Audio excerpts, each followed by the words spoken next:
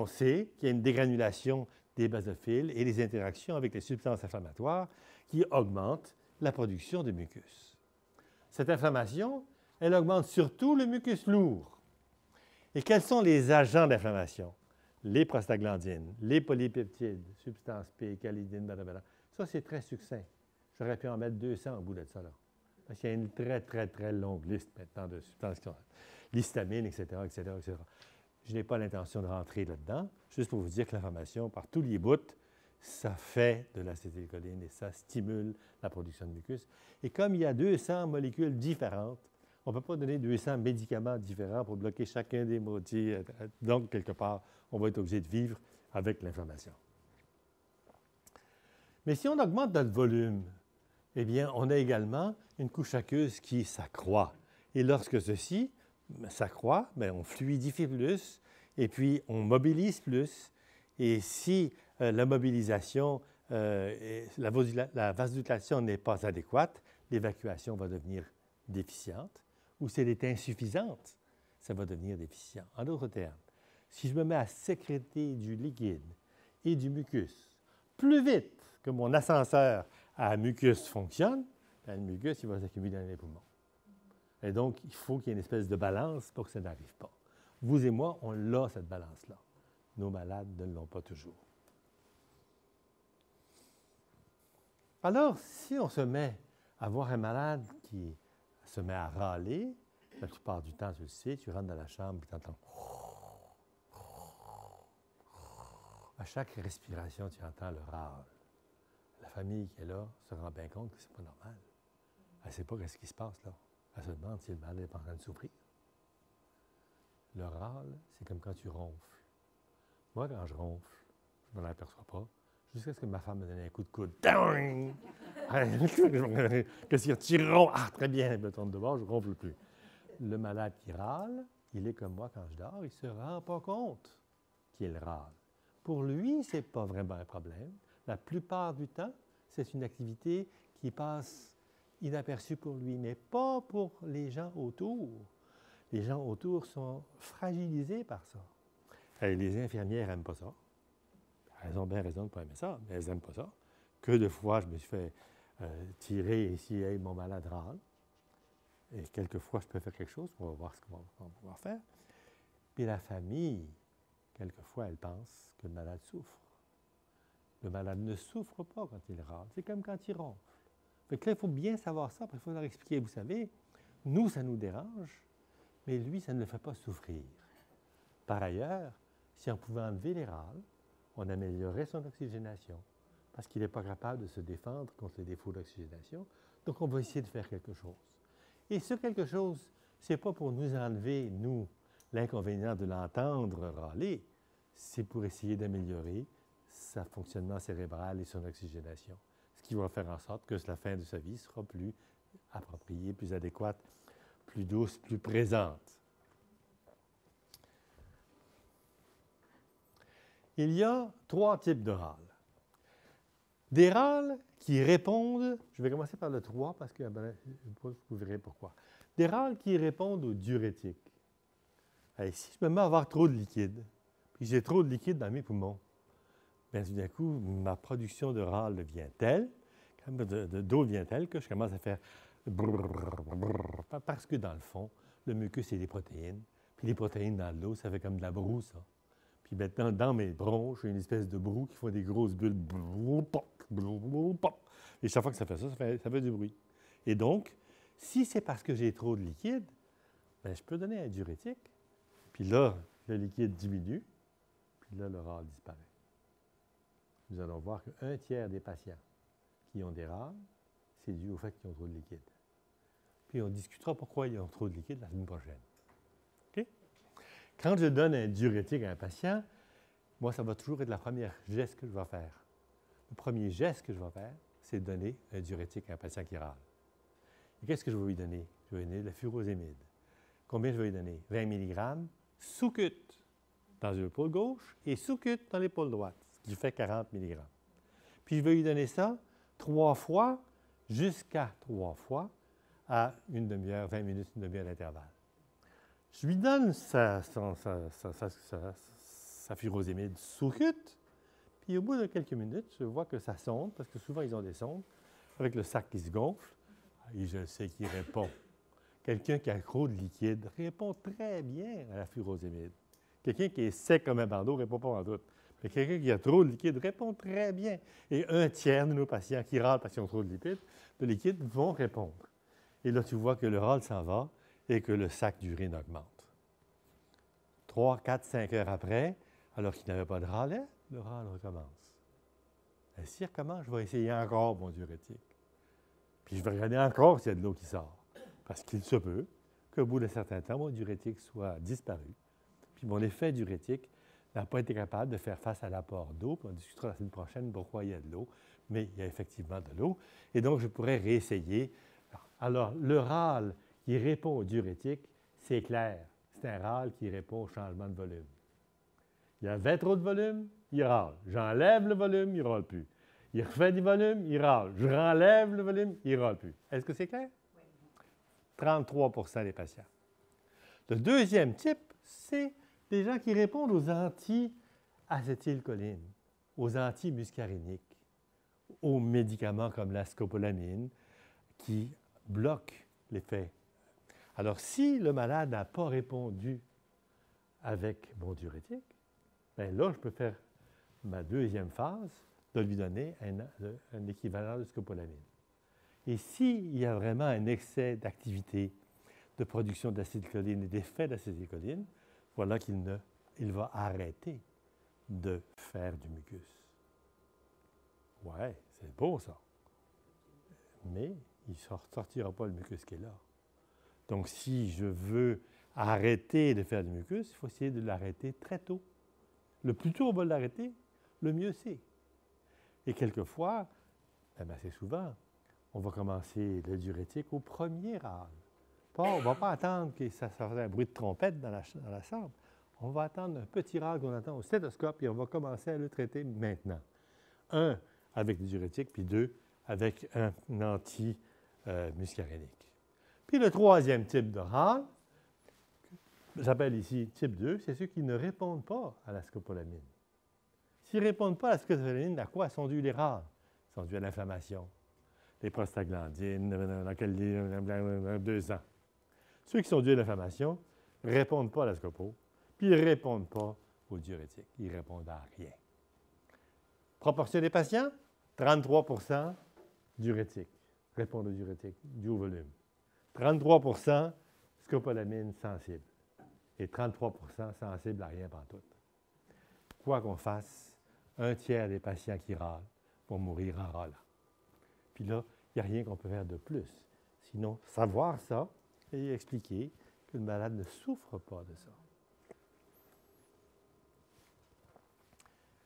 Les râles, ce n'est pas dans la littérature récente qu'on trouve ça. Dans les années 2000, voilà 5 ou 6 études qui montrent que ces râles se produisent en général 48 heures avant le décès chez 75 des patients. Donc, c'est vraiment quelque chose qui est assez terminal dans l'évolution des patients. Et qu'il y a plus de râles chez les hommes que chez les femmes. Puis là, vous allez voir la semaine prochaine que les hommes ont des gros muscles, puis les femmes des petits muscles. Puis un muscle est fait avec 2/3 d'eau, 80 d'eau. Et donc, quand on mange ces muscles, on libère de l'eau.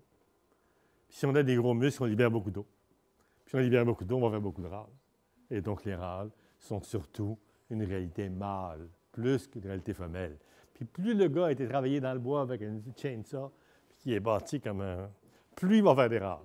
Puis plus la madame est petite, maigre comme ça, là, puis elle est malade depuis longtemps, elle ne fera jamais de râles. Parce qu'elle ne peut pas accumuler d'eau, elle n'a pas de muscle pour faire de l'eau. OK?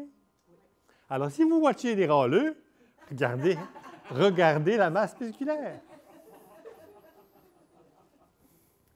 On peut évaluer le râle. Quand on dit qu'il y a 0, c'est parce qu'on n'entend pas de râle.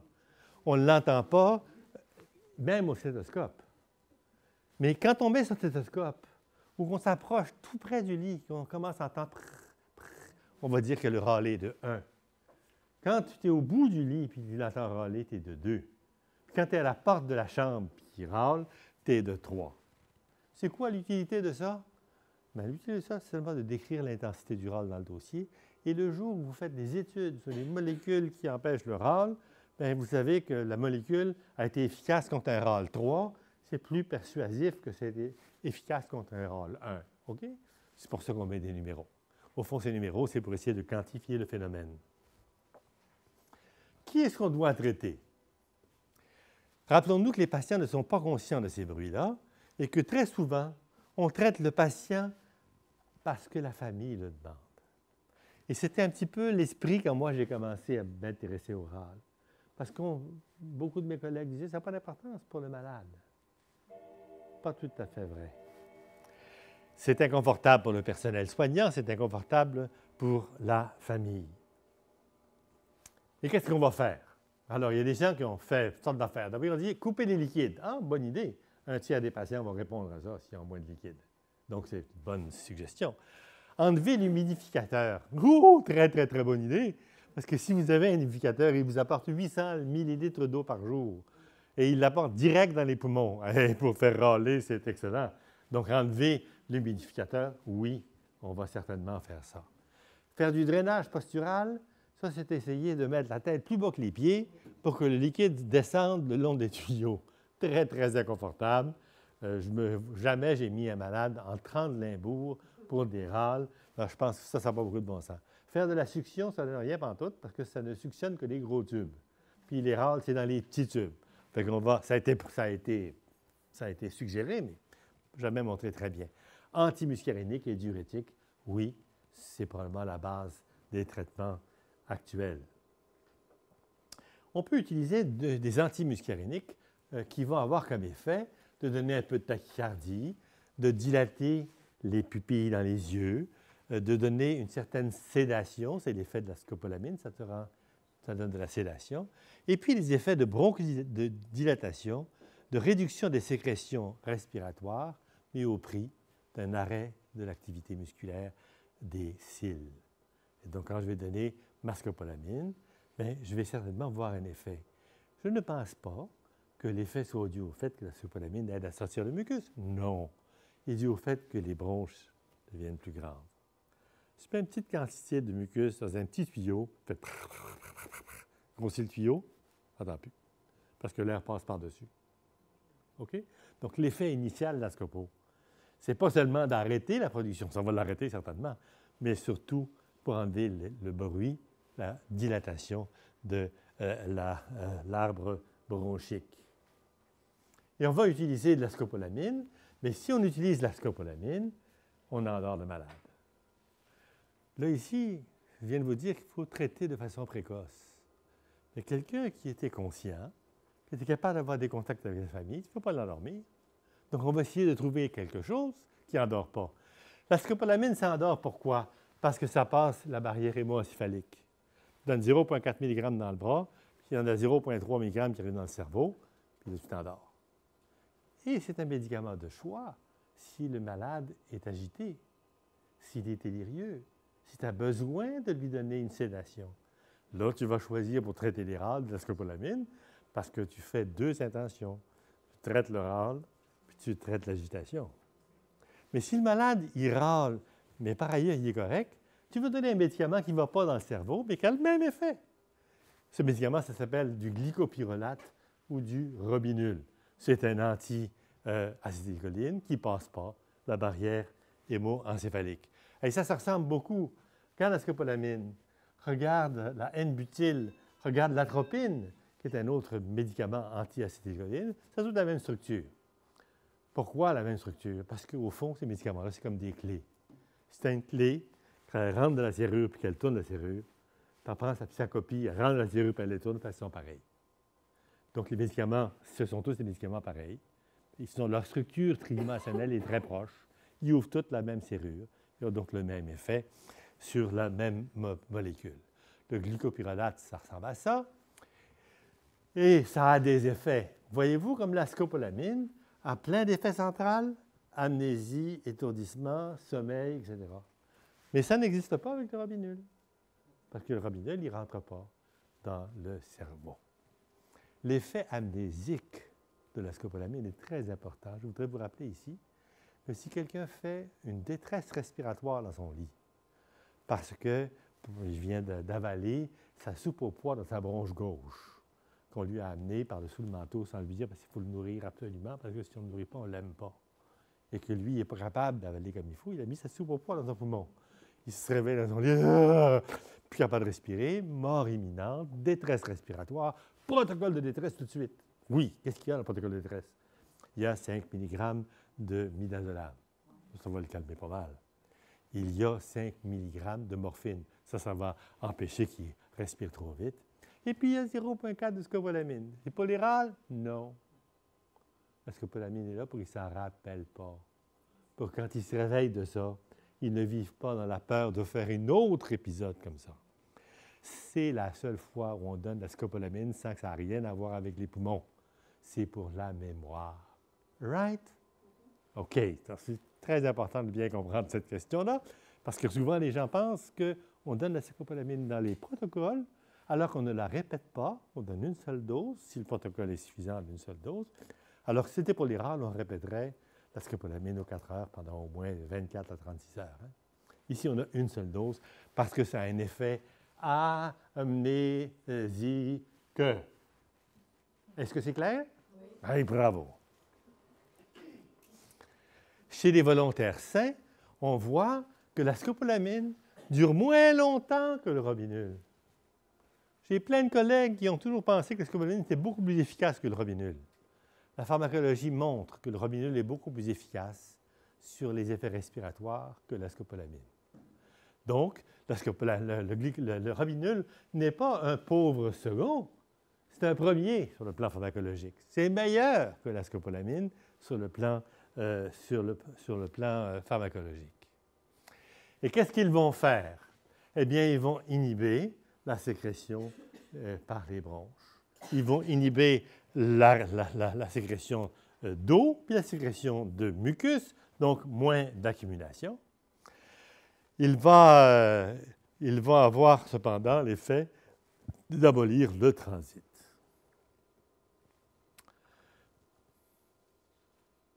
Les deux ont des complications à peu près pareilles.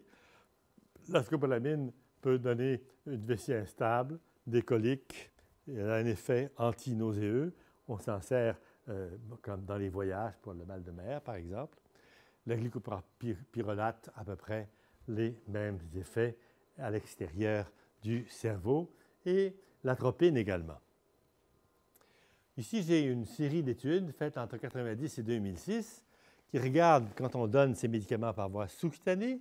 Ici, j'ai 2047 patients, quand j'additionne tous les patients qui ont été étudiés là. De ces 2047 patients, 50 vont répondre à 50 vont présenter des râles, et du 50 qui vont présenter des râles, 50 ont répondu au glycopyrrolate et 60 à la scopolamine. C'est pareil, c'est 50-60 c'est pareil. Tout ce que ça essaie de dire, c'est qu'il y a seulement 50 des patients qui vont finalement autour de répondre à la scopo ou au glycopyrrolate. Puis on sait pourquoi.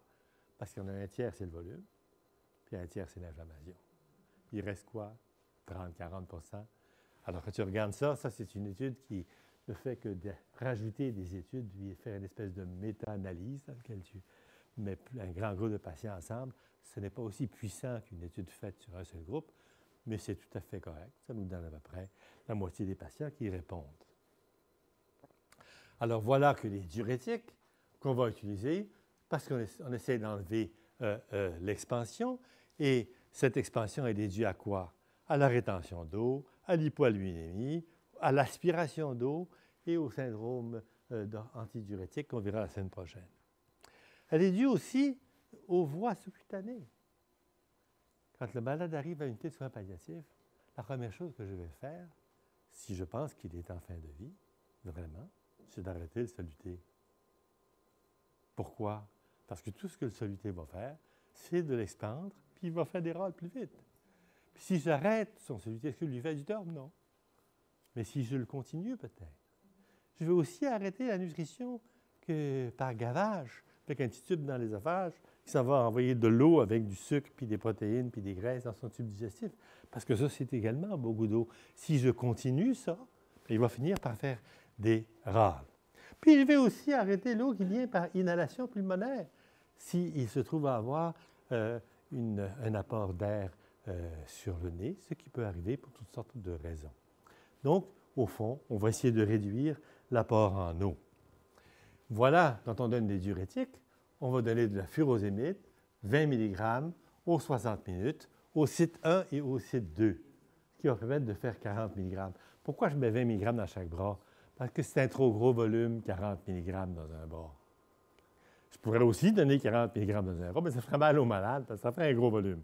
Alors, en le divisant en deux, ça me permet de donner 40 mg, attendre pendant une demi-heure, un deuxième 40 mg si c'est nécessaire, un troisième si c'est nécessaire. Une fois que tu as donné 3 fois 40 mg, 120 mg, puis ça n'a pas marché, tu arrêtes ça là, ça ne marchera jamais. Donc, c'est réglé. Le plus que tu peux faire, c'est 3 fois. Le donner par voie pulmonaire, il y a des gens qui ont essayé ça en inhalation intrapulmonaire, ça ne marche pas. Donc, on peut oublier ça complètement. Et par voie intraveineuse, bien sûr que non. Nos malades, en général, n'ont pas d'accès intraveineux. Est-ce que c'est efficace? Les diurétiques, 30 la scopo, 30 les râles persistent, 20 à 40, 30 30 à 40 des patients vont donc mourir avec des râles. Quelles complications on a? Complication numéro 1, si je donne de la scopo ou du robinul puis que j'arrête les poils qui sortent le mucus, bien, je vais avoir des bouchons muqueux. Puis si j'ai des bouchons muqueux puis je suis capable d'avoir une vasodilatation pour que le sang aille là où l'air arrive, bien, je vais avoir un rapport ventilation-perfusion affecté. Les malades vont se désaturer. Et ça, c'est un effet connu de la scopo. Autre effet, c'est que si on donne de la scopo, parce que les râles sont importants, puis on donne toutes les 4 heures, au bout d'un certain temps, la scopo s'accumule dans le cerveau. Puis là, le malade se met à dormir tellement qu'on ne rêvera même plus. Là, il va glisser dans le coma pendant qu'il est sous la scopo. Puis là, tu peux arrêter ta scopo. Puis quelques heures après, il n'y a plus de scopo, mais le malade est encore comateux. Mais il serait devenu comateux sans scopo. Parce que le coma, ça fait partie de l'évolution normale de la fin de la vie. On ne peut pas empêcher le coma chez beaucoup de malades, c'est une évolution normale. La scopo n'a jamais accéléré le trépas de nos malades. Des fois, ça a accéléré la perte de contact avec la famille. Et donc, on va essayer d'utiliser le robinul tant qu'on est capable. Mais à un moment donné, on va passer à la scopo, en particulier si le malade est agité. Et on va dire à la famille autre chose que ce que j'ai entendu dire dans une de mes visites. Vous savez, ils ont donné une piqûre parce qu'ils se mettaient à faire du bruit. Puis ils ont dit, vous savez, ils nous ont dit que c'était la dernière piqûre, puis il y en aurait plus. L'infirmière voulait dire, vous savez, après la scopo, il ne vous parlera plus. La famille a entendu, vous savez, la scopo, ça va le tuer. En ce moment, nous sommes dans une ère où on a le droit, dans certaines circonstances, de terminer la vie de nos patients. Et il y a un certain nombre de patients qui ont très peur de ça. Puis il y a un certain nombre de familles qui ont très peur de ça. Ils ne veulent pas qu'on fasse rien pour abréger papa ou maman. Et donc, quand on va dire aux gens, vous savez, on va lui donner de la scopo parce qu'on pense que c'est indiqué, peut-être qu'il ne se réveillera pas, mais ça ne l'achèvera pas. Ça ni prolongera, ni raccourcira sa vie. C'est neutre pour la survie. Right? Je vous en prie, soyez clairs dans vos messages. Faites attention que les gens entendent des choses. Ils ont peur de ce qu'ils entendent. Il faut être clair en disant que ça ne va pas l'achever, mais ça va peut-être enlever les râles. Mais vous savez, on a essayé les diurétiques, maintenant on a une chance sur 2 que ça marche. Puis ça se peut que ça ne marche pas. 50% des patients, ça ne marche pas. Donc ça se peut que ça ne marche pas, mais ça se peut également que ça l'endorme. Mais ce qu'il vaut mieux de faire, c'est de prévenir le râle. Pour ça, c'est de cesser l'apport d'eau. L'apport d'eau qu'on décide, nous. Si le malade a besoin d'eau, il dit « j'ai soif, tu en donnes ». Ce que l'on ne fera pas, c'est de décider pour lui qu'il a besoin d'eau. Okay? Donc, moi, je ne décide pas qu'il a besoin d'un soluté avec 100 CCR de salin intraveineux. Non.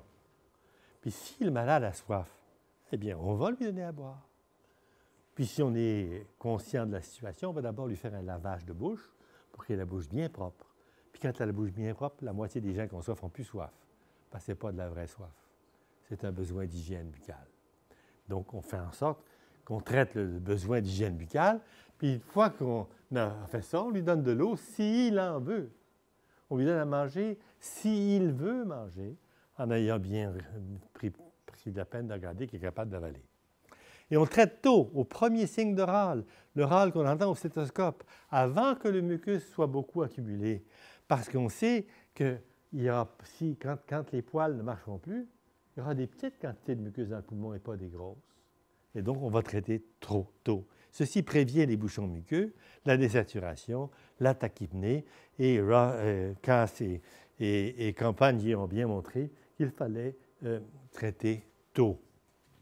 Si le patient est éveillé, on arrête de l'hydrater? Oui. On arrête l'eau par la bouche? Oui. On lui donne de la scopo? Non. On lui donne de l'atropine? Non. On lui donne du glucopyronate? Oui. De la furosémide? Oui.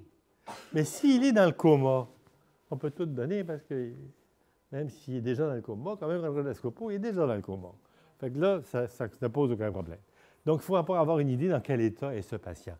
Et se souvenir que ce qu'on essaie de faire, c'est de mettre de la vie dans la vie qui reste. Pas de l'enlever de sa vie qui reste, lui mettre toute la vie possible pour qu'il ait pas mal, qu'il soit confortable, puis qu'il puisse parler à sa famille et dire ce qu'il a à dire. Puis là, on pourrait parler 1h30 sur ce qu'il a à dire, puis il y a beaucoup de choses à dire, et c'est très important pour lui. Et c'est très important pour ce qui reste. Il n'y a pas donc de contre-indication à utiliser le copo chez quelqu'un qui est terminal et qui est en panique, n'est-ce pas? La demande de traitement préventif des râles par la scopolamine peut être éthique, surtout si le malade n'est pas là. Quand le malade est là, c'est plus délicat. Surtout qu'on sait que le robinul est aussi puissant, sinon plus puissant, que la scopolamine. Il y a une maladie qu'on appelle la myasthénie grave, dans laquelle on fait des anticorps contre les récepteurs à l'acétylcholine. Mais ça, c'est des récepteurs nicotiniques. Un malade qui a de la myasthénie grave peut recevoir de la scopo, parce que ça, c'est pour les muscariniques. Right? Right. Maladie très rare, vous n'en verrez peut-être pas. Mais la question s'est posée quelquefois. Je ne peux pas y donner, docteur, il y a un problème avec ces récepteurs à l'acétylcholine. Oui, mais ce n'est pas les récepteurs muscariniques, donc ça ne crée aucun problème. Attention aux malades qui ont une trachéostomie, ils n'ont plus de NO, ils n'ont plus de régulation. Ils ont en effet désaturant des bouchons bronchiolaires sans compensation. Et donc, il faut faire attention que ces malades sont très sensibles à la désaturation en fin de vie, parce que dans le fond, ils n'ont pas de nez. Le nez est disparu. Puis tout à fait en fin de vie, là, le malade qui ne mange plus depuis 3 semaines, il n'en a plus de NO non plus, parce qu'il n'a plus d'arginine. Comme il n'y a plus d'arginine, il est quasiment rendu comme quelqu'un qui a un tube. Et il est très sensible à la désaturation. Ce qui ne veut pas dire qu'il faut mettre de l'oxygène. Je vais commencer par vous dire que le poumon gardait l'oxygène dehors. Mais si tu mets de l'oxygène, bien là, tu vas augmenter l'oxygène, tu court-circuites ce processus qui nous permet d'avoir une PO2 normale à 100, pas à 200. Et donc, quelque part, l'utilisation d'oxygène en fin de vie est rarement indiquée. Rare. Je ne dis pas que c'est toujours contre-indiqué. Je dis que c'est rarement indiqué. On pourrait revenir d'ailleurs là-dessus. En conclusion, 3 types de râles, 3 types de traitements. Le râle qui répond au volume, on arrête le volume, on donne des diurétiques. Le râle qui répond à la scopolamine, on donne des antimuscariniques. Puis le râle anti-inflammatoire, il n'y a rien qu'on peut faire et ils vont râler jusqu'à leur décès. Fin des considérations sur les râles de fin de vie. Avez-vous des questions? Monsieur. Si jamais on a un patient qui ne répond pas vraiment à la scopolamine, est-ce qu'on peut se permettre d'essayer d'augmenter la force de la scopolamine, mettre à 0,8 ou rajouter l'atropine, ou tout de suite, bon, c'est un râle qui ne répondra pas à... Merveilleuse question. Merveilleuse question. J'ai vu des gens recevoir jusqu'à 1,2 mg de scopolamine. Avec 0,4 de scopolamine, on a normalement l'effet. Mais ce 0,4, il est donné sous-cutané. Et pour qu'on ait un plein effet par voie sous-cutanée, il faut que la dynamique liquidienne sous-cutanée amène la médication jusqu'au poumon. Puis quelqu'un, là, qui est sec comme un bardeau, donc, tu prends la peau, puis la peau fait un pli comme ça, puis elle reste comme ça en l'air, là. C'est parce qu'il n'y a plus d'eau en dessous de la peau. Fait que ton sous-cut n'arrive pas à envoyer la scopolamine jusqu'au poumon. Lui, si tu lui donnes 0,8, même s'il a perdu 50% du débit, parce que tu as donné 2 fois plus de la dose, tu vas avoir la bonne dose qui va arriver au poumon. Donc, le résultat des courses, c'est oui, si vous avez des évidences que votre patient n'est pas surhydraté, qu'il n'est pas hydraté, qu'il est déshydraté, oui, on peut augmenter la quantité de scopolamine. Par ailleurs, j'ai vu des collègues prescrire de l'atropine à dose de 1,2 à 1,6 mg par-dessus de la scopo parce qu'ils ne savaient pas quoi faire avec les râles. Si ça ne marche pas avec 0,8 de scopo, là, les chances que tu fasses mieux avec l'atropine, pour moi, sont à peu près nulles. Cependant, la médecine, c'est un art, ce n'est pas juste une science. Moi, ce que je vous ai montré, c'est quelles sont les données scientifiques. Et il y a des collègues qui disent, bien, moi, il a répondu à 1,2 d'atropine. Qui suis-je pour dire qu'il n'a pas répondu? Il ne devrait pas avoir répondu. Ça ne colle pas avec les données que je vous montre, mais ça n'épuise pas la vérité. Et donc, il y a toujours une espèce de place pour notre jugement. La science dit probablement pas. Ou dit probablement que doubler la dose, c'est le max, puis tu le fais une fois, puis 2 fois, puis ça ne marche pas plus, bien ça ne marche pas plus, puis tu prends ton trou.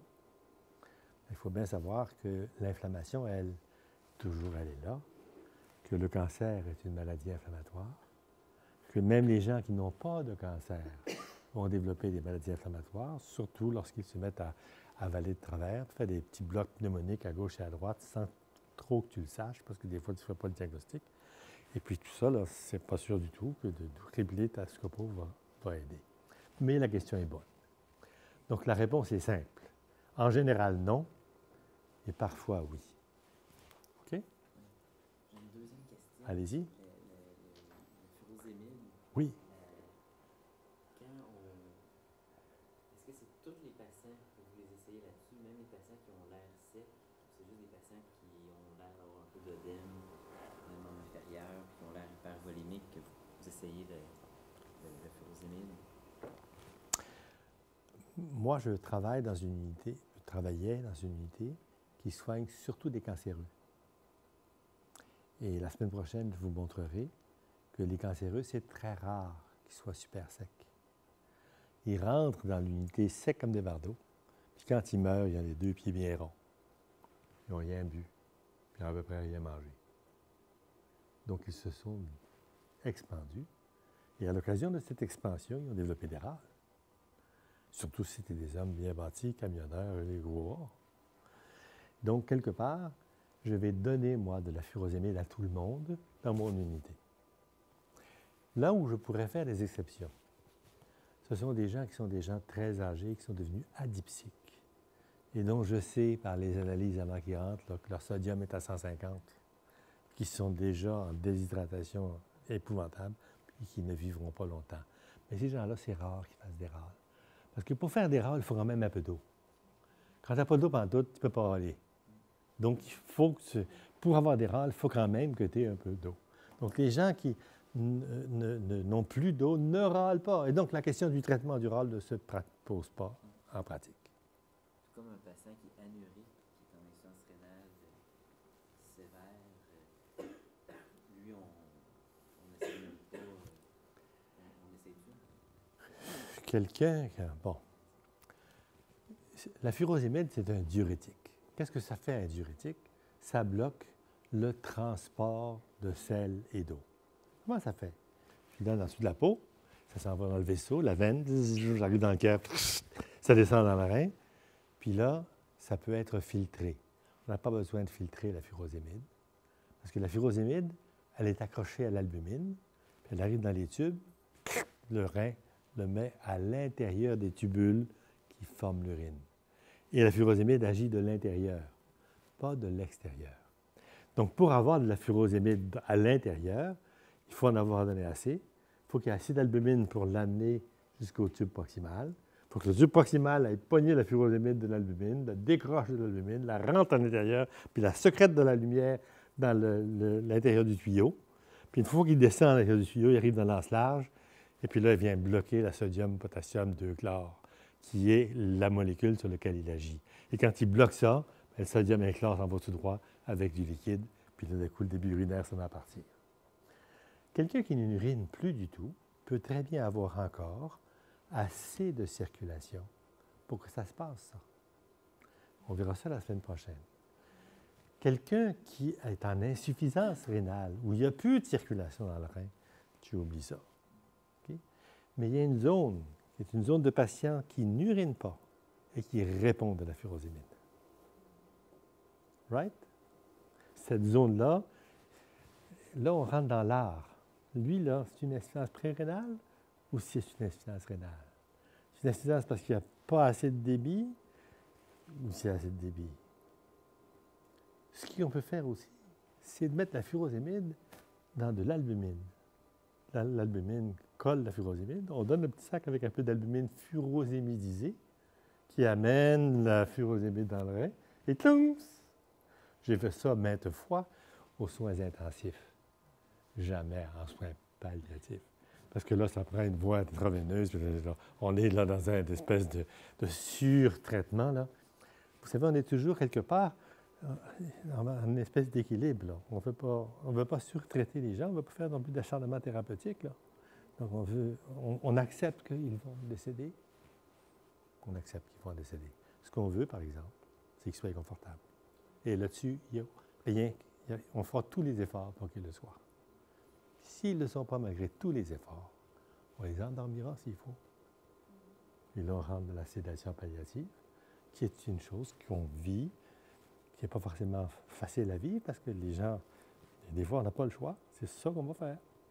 Et puis, c'est très bien. Quand la sédation palliative se calme, les hormones de stress descendent, la famille se réconcilie parce que le malade n'est plus en train de souffrir, n'est plus en train de gémir, elle n'a plus un visage dévasté. Il meurt dans la paix. Très bien. So be it. On n'a pas pu faire mieux. Mais la question est intelligente et elle montre bien que la médecine palliative est une médecine de jugement. Le malade n'est pas le même un jour après l'autre. Il n'a pas la même fonction rénale, pas la même fonction cardiaque, pas la même fonction respiratoire. Et donc, on va ajuster constamment notre médication pour suivre la physiologie de celui qui s'en va. C'est pour ça qu'on change si souvent de médicaments dans notre métier. Pas forcément de la molécule, mais de la quantité de molécules, du site de molécules, etc., etc. C'est une médecine de finesse. C'est une médecine interne beaucoup plus difficile que la médecine interne naturelle. Et quand mes collègues spécialistes, parce que moi je suis néphrologue, excusez-moi, moi je suis néphrologue, j'ai mal tourné dans ma jeunesse, et je vois mes collègues qui pensent que nous, médecins de soins palliatifs, on tient la main de notre malade. Oui, on s'occupe du versant relationnel, mais le versant médical est pas mal plus compliqué qu'ils pensent. Puis ils ne seraient pas capables de le faire, eux autres. Impossible. Pour le faire, ça prend un certain temps. Moi, qui ai fait 35 ans de médecine interne avant de commencer les soins PAL, j'ai pris 2 ans à apprendre ce métier-là. C'est pas évident. J'ai été pas meilleur que mes infirmières dans beaucoup de cas. Parce qu'elles, ça faisait 10 ans ou 15 ans qu'elles faisaient ça. Elles avaient une expertise formidable qui m'a d'ailleurs appris beaucoup de choses. Alors, il faut travailler dans cette circonstance-là. Il ne faut pas avoir peur, je pense, de regarder toutes les raisons pour lesquelles on va poser ou pas poser un geste en fin de vie. Autre question? Mesdames? J'ai une question en lien avec ce Oui? que posé comme question quand vous parlez d'albumine en relation avec le lacet qui est aux ennemis. Mais les patients qui sont comme en baisse d'albumine en sachant que la plupart des patients ont l'albumine qui est basse, est-ce que le pourcentage se modifie à ce moment-là? Comme elle est intelligente. Chère madame, c'est parce que nos malades ont une albumine basse, voire très basse, qu'on donne 3 fois de la furosémide. Parce que quelqu'un qui n'aurait pas une albumine basse, avec 40 mg de furosémide sous-cute, fait une débâcle urinaire, si les reins fonctionnent. Mais quelqu'un qui n'a plus d'albumine pour transporter la furosémide, bien là, il faut que la petite quantité d'albumine, elle n'ait pas une molécule de furosémide par molécule d'albumine, mais qu'elle ait 60 molécules de furosémide par molécule d'albumine pour que la molécule d'albumine amène les 60 furosémides à la bonne place. Et c'est pour ça qu'on va donner 3 injections à la suite. Right. Vous avez mis le doigt sur la raison. Autre question? Arrêtez-vous, quand vous voyez que soit les anticholinergiques ou le Lasix n'ont pas beaucoup d'effet en un certain temps, est-ce que vous les arrêtez? Absolument. Il n'y a aucune raison de donner un médicament si on n'attend pas un effet. Right? Si vous pensez qu'il n'y aura pas d'effet, pourquoi continuer ce médicament? Il y a des malades qui, pour des raisons intrinsèques d'agitation, vont continuer à recevoir l'Ascopo. Parce qu'ils répondaient très bien à l'Ascopo. Et là, maintenant, je donne l'Ascopo pour contrôler l'agitation, pas pour contrôler les râles. OK? Puis là, j'écris ça dans le dossier. Nous ne donnerons, continuons l'Ascopo parce qu'elle a un effet positif sur l'agitation. Et puis, si elle recevait du Robinul, nous allons passer à l'Ascopo parce que nous désirons un effet sur l'agitation. Right? Et question intelligente ici. Autre question? OK. Est-ce que vous croyez que vous faites du mucus, vous autres? Oui. Ça fait combien de mucus? Oui. Certainement. Certainement. Et c'est une réalité physiologique. Et en fin de vie, le problème, c'est que tout d'un coup, on n'a plus l'énergie qu'il faut pour s'en débarrasser. Et il faut bien savoir que quelqu'un qui est dénutri n'a plus de cils qui bougent, est de moins en moins capable de faire du mucus, et de moins en moins capable de faire face aux obstructions endobronchiques, quelle qu'en soit la nature, devient de plus en plus fragile. C'est un des multiples exemples qui nous montrent que la nature nous prépare à mourir. Elle ne veut pas, la nature, que nous soyons en agonie éternelle. Elle va faire en sorte qu'à un moment donné, en 24 heures, en 12 à 24 heures, c'est décédé. So vite. Pourquoi pas? En attendant ce temps-là, on va essayer de vous garder confortable. Merci beaucoup.